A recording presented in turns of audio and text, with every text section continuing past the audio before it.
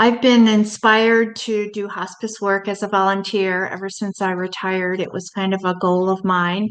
Um, Having worked in the Pediatric Intensive Care Unit with children and families and death and dying. And I think it's important to be there for them if they want you to be. And we learn and evolve both ways. I think it's a win-win. So I consider myself a volunteer, and I actually had a thought today that these families volunteer to have us in their home, which is an honor and a privilege. And after one visit with a patient that I've been visiting for some time, I came home and I was so inspired to write a poem about this patient, which I would like to read to you. Living and waiting with dignity. In the beginning, she lies there, frail yet feisty, with a distinguished silver crown of hair.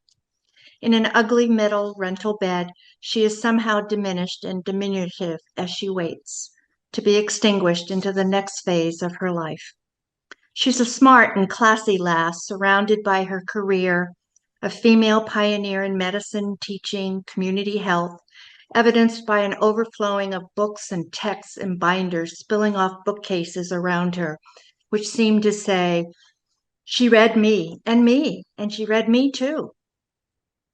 With her red lipstick and pearl chain around her reading glasses, she sits propped up perusing the LA Times and says, no good news, no happy news. And then she tires, her eyes flutter closed for a moment, and she grasps my hand and sleeps. A few months pass as she waits for death and beyond, and I visit each week to be greeted by a smile. Her queries of, how are you? What have you been doing for fun? Lessen as her strength weakens and her rich life review and experiences to our conversation ebb away like an outgoing tide that will not return as tides do. With an arthritic curved finger to her temple, she looks at me and says, it's not working very well. It's frustrating.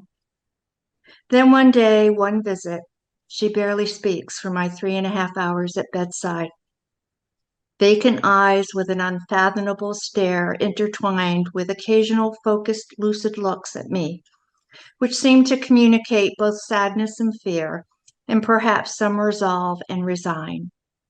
One of those looks is accompanied by her whispering, it won't be long. Goodbye. Thank you for being here. And then she purses her lips to blow me a kiss. This is why I'm a hospice volunteer.